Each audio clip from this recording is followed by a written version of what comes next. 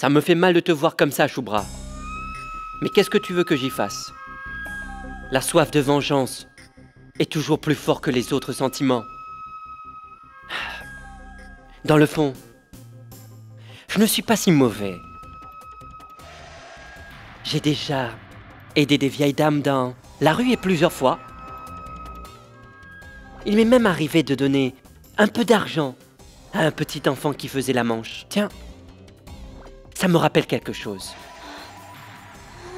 Ah oui, ton enfant. Mais en fait, pour être franc, c'est peut-être mieux pour cet enfant de ne pas être aux côtés de sa mère aujourd'hui. Il ne sait pas ce que tu dois subir. Que puis-je y faire? Ma vengeance est tellement... Non!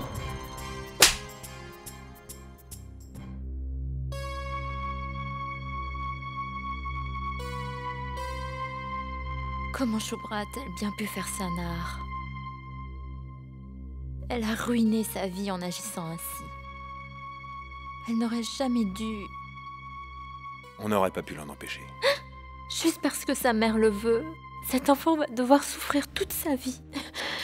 Pourquoi devrait-il être séparé de sa mère? C'est injuste. Ne t'inquiète surtout pas pour lui. Si Dieu l'a envoyé dans ce monde, alors il prendra bien soin de lui. Mais pour le moment, je pense que nous devons en informer tes parents au plus vite.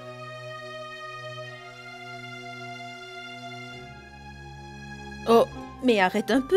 Si tu manges tous les légumes quand je les prépare, qu'est-ce que je vais cuisiner?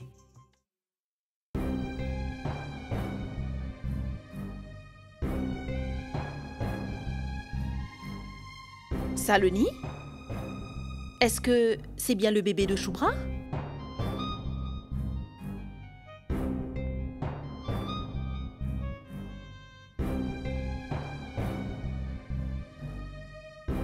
Maman Shubhra l'a laissé ce matin devant ma porte sans rien dire, accompagnée de cette lettre.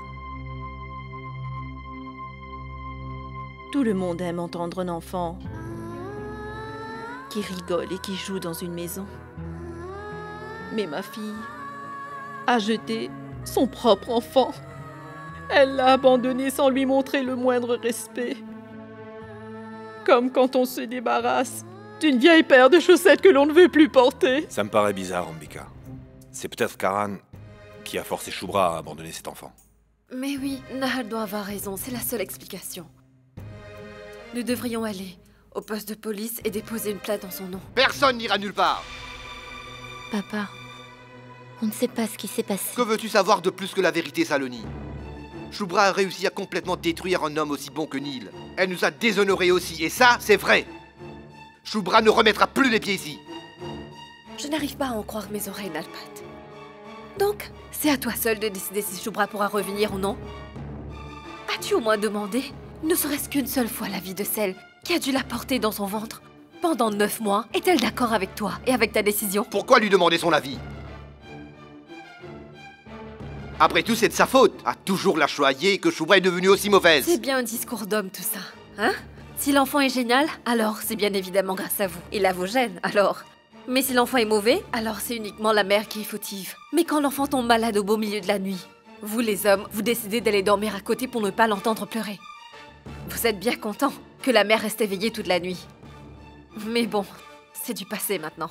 Ce que nous avons de mieux à faire pour le moment, c'est de tout faire pour retrouver Shubhra. Si c'est du passé pour toi, alors tu peux considérer que Shubhra, vivant dans cette maison, fait aussi partie du passé. Oubliez-la! C'est pas vrai. Dis-moi, Ambika, que veux-tu faire toi? Je suis une mère, d'un côté, mais je suis une épouse de l'autre. Mais si je n'ai ne serait-ce qu'un doute que Shubhra puisse avoir des ennuis, je ne pourrais pas rester les bras croisés en attendant que ça se passe. Et toi, Saloni? Je sais que Shubhra a commis une grosse erreur. Mais ça ne veut pas dire que nous devons la rejeter pour cela. C'est nous qui ferions une erreur. Et dans tous les cas, cet enfant n'y est pour rien dans tout ça. Pourquoi est-ce à lui de vivre loin de sa mère? Je partage l'avis de Saloni. Elle a tout à fait raison de penser à l'enfant. Nous devrons retrouver Shubra. Pour l'amour de cet enfant. Je vais appeler le chef de la police.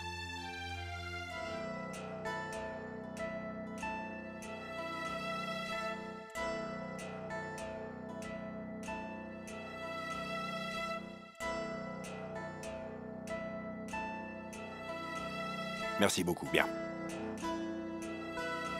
Il m'a donné sa parole qu'il nous amènerait Shubra et son idiot de mari ici même, dès qu'il leur aura mis la main dessus. Mon Dieu, je t'en prie.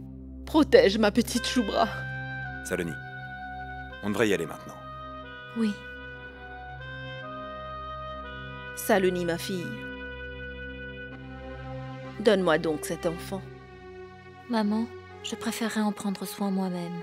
Ma fille, tu dois déjà prendre soin de ta famille. Tu as déjà suffisamment de problèmes dans ta vie. Je ne voudrais pas qu'il y ait un conflit en plus à cause de cet enfant. Non, ma fille, c'est moi qui vais m'occuper de lui.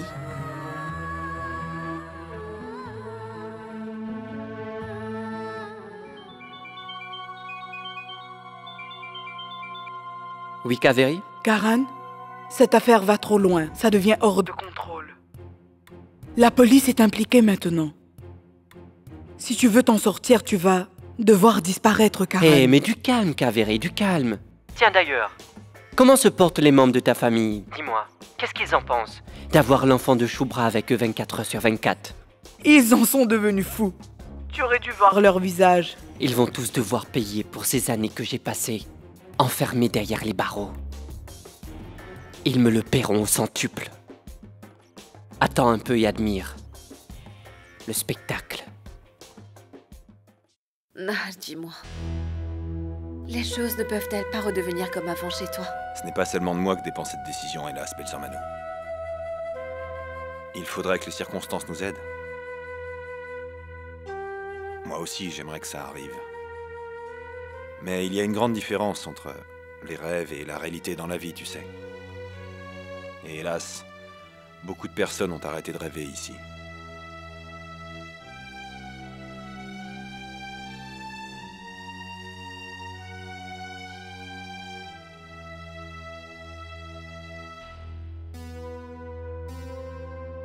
Bonjour.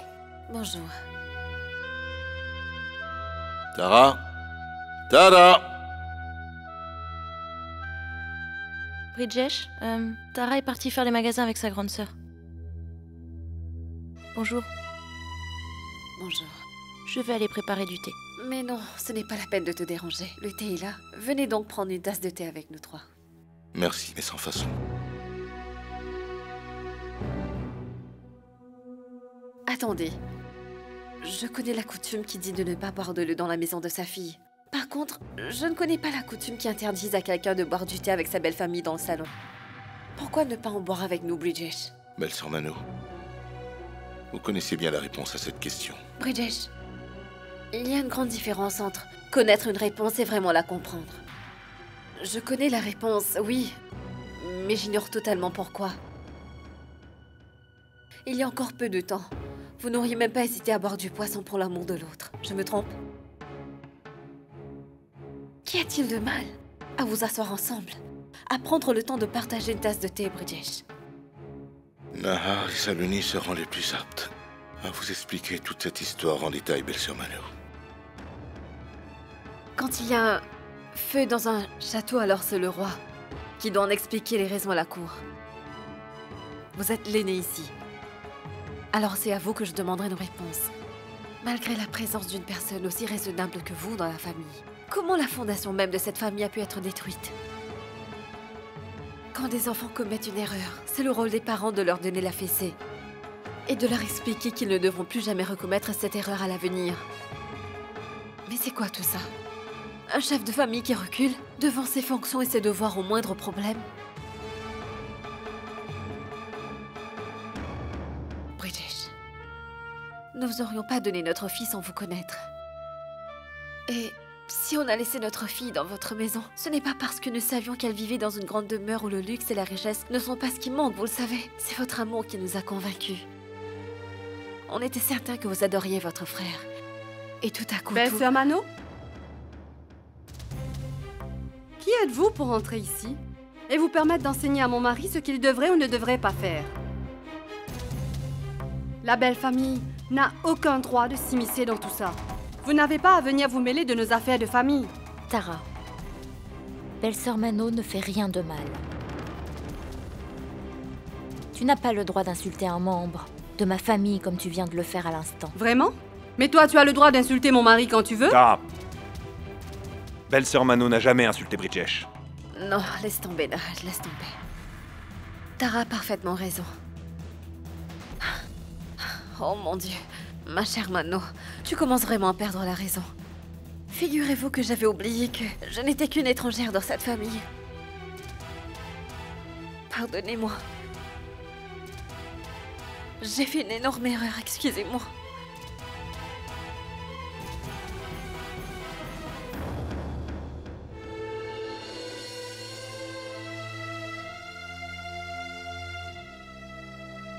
Eh non, non, non, non, non, non, non, non, non. On ne pleure pas. On est un grand garçon, on ne pleure pas, non. Tu as faim, c'est ça? Tu peux me donner le biberon, Narpat? Voilà, c'est là. Vas-y, bois. Qu'est-ce que je peux faire pour qu'il arrête de pleurer? Dis-moi. Dis-moi. Comment est-ce qu'un si petit bébé peut rester privé de sa mère? Il paie pour les péchés. De sa mère, ce n'est pas juste. Chacune des larmes qu'il versera, Dieu le fera payer à Shubra un jour. Et j'espère que ma fille ne soit plus jamais capable de sourire de sa vie. Plus jamais, plus jamais.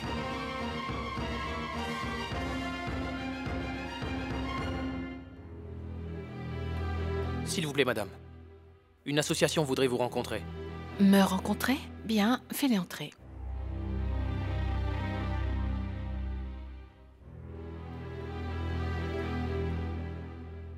Bonjour, madame. Bonjour. Nous faisons partie du club social. Nous avons organisé une cérémonie pour les pauvres et nous aimerions que vous y assistiez comme invité d'honneur.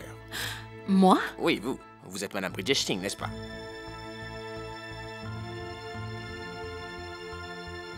Oui, je... Non. Je suis Madame Bridgesh Singh. C'est à quelle date? C'est après-demain à 11 h. Prenez notre carte. Merci. Nous sommes désolés. On croyait que c'était vous, Madame Bridgesh Singh.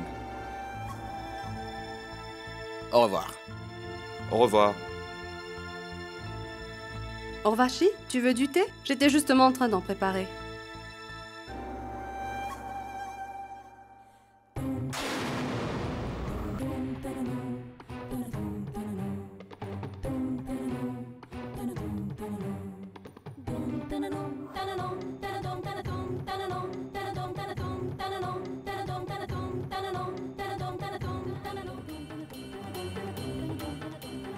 J'en ai marre d'être perçue comme une moins que rien.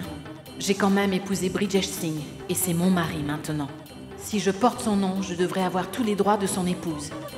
Pourquoi n'y ai-je pas droit, moi? Je vais réclamer tous mes droits, Bridgesh. On ne m'appellera plus seulement Urvashi, mais Madame Bridgesh Singh. Et rien ne pourra m'arrêter ni me faire changer d'avis. S'il te plaît, Bridgesh.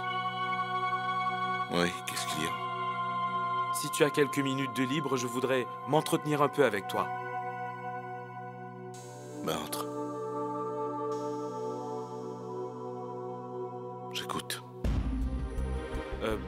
Bridgesh, Aditi a une part égale à la vôtre dans la société familiale. Et nous voulons être informés des nouvelles décisions prises dans la société. On n'est au courant de rien pour l'instant. C'est pour ça que je voudrais aussi faire partie du conseil d'administration. Quoi? Eh bien, j'aborderai la question lors du prochain conseil d'administration et j'essaierai de faire de mon mieux. Mais il ne faut pas essayer. J'ai le droit d'y être. Je me suis tue trop longtemps. Mais maintenant, je voudrais récupérer mes droits.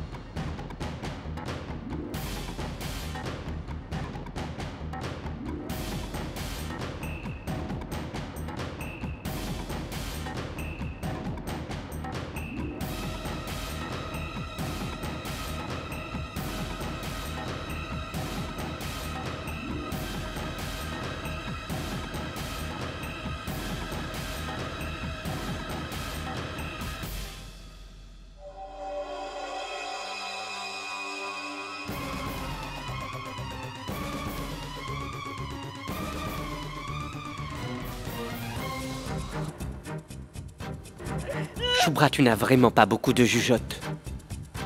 Sinon tu saurais que je détiens encore ton cher petit enfant.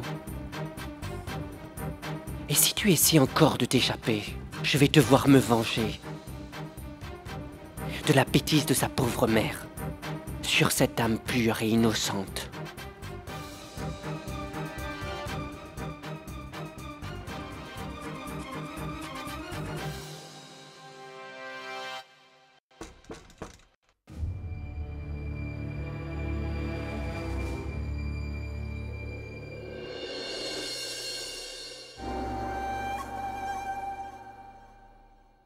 C'est toi, Sidar. Je suis désolée de t'avoir dérangé à cette heure, Bridgesh.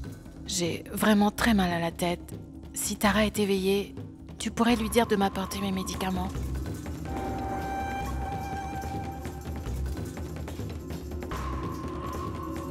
Attends-moi, je vais te les donner. D'accord.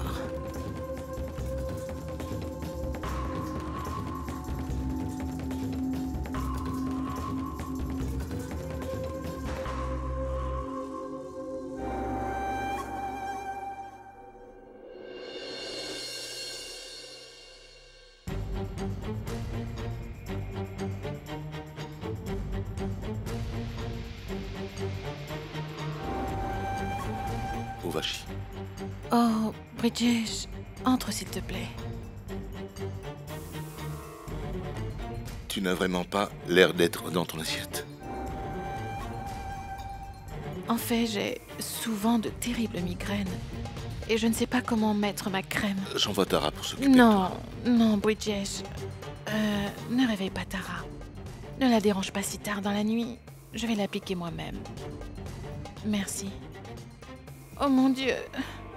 Hé, du calme et allonge-toi.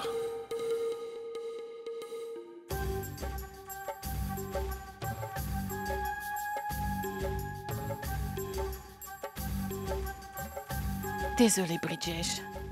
Je te dérange au beau milieu de la nuit. Ça arrive souvent pendant les grossesses.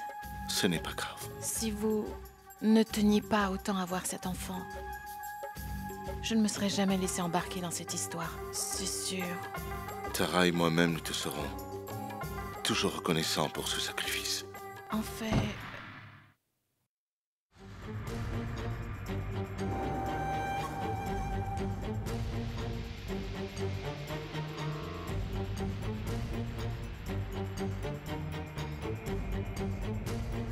Babo?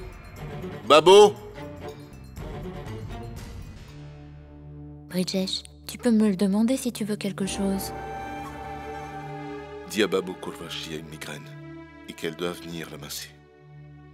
Il n'y a que ça qui la soulage. Bridgesh, Babo dort déjà. Je vais le faire moi-même.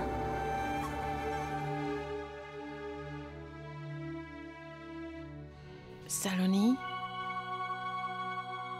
Ne le prends pas mal, mais est-ce que je pourrais te poser une question? Bien sûr, Urvashi. Qui est ce Neil dont on parle? Et quelle est votre relation? Neil est mon meilleur ami. Un ami? Assez, Saloni. Je me sens mieux maintenant, mais je suis très fatiguée. Merci.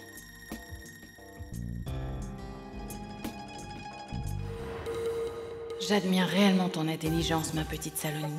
Tu as su écourter notre discussion. Mais si tu avais été aussi habile que cela, alors tu aurais définitivement utilisé ton 6e sens pour comprendre qu'en intervenant entre Bridgesh et moi, tu faisais une grosse erreur.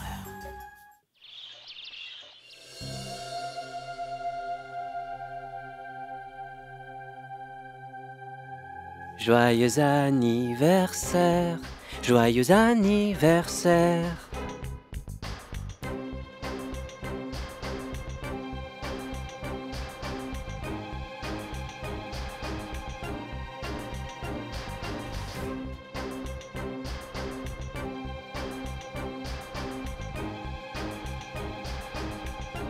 Je n'ai jamais rencontré personne dans ma vie d'aussi méchant et tricheur que toi, Karan. Méchant? Et tricheur? Excuse-moi, est-ce que c'est ce que tu viens de dire? Ou c'est moi qui ai mal entendu? Apprends-moi la définition de la fidélité et de la tromperie. C'est toi qui as quitté ton mari et qui t'es enfui avec un autre homme en plus. Tu as fait honte à ta famille pour le restant de ses jours. Comme c'est horrible. Toi. Hein? Toi. Tu voudrais maintenant venir me donner des leçons de morale?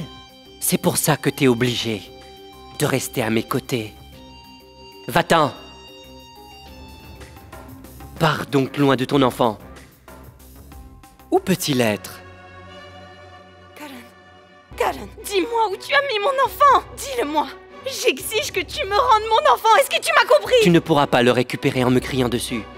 Au contraire, si tu ne te comportes pas bien, tu risques de ne plus le voir. Et tu passeras toute ta vie loin de lui. Alors lâche-moi. Maintenant, va-t'en.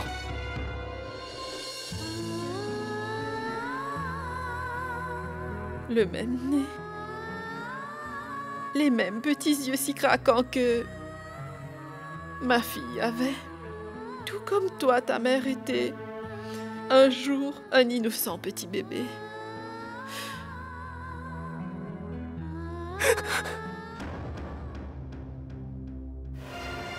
Quand bien même je te l'ai interdit, tu n'es toujours pas capable d'oublier Shubra, n'est-ce pas?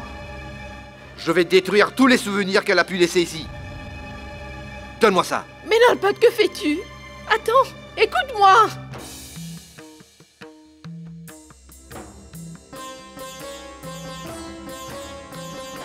Et toi, n'essaie pas de m'arrêter. Qu'est-ce que tu fais enfin, Nalpad? Mais qu'est-ce que tu fais?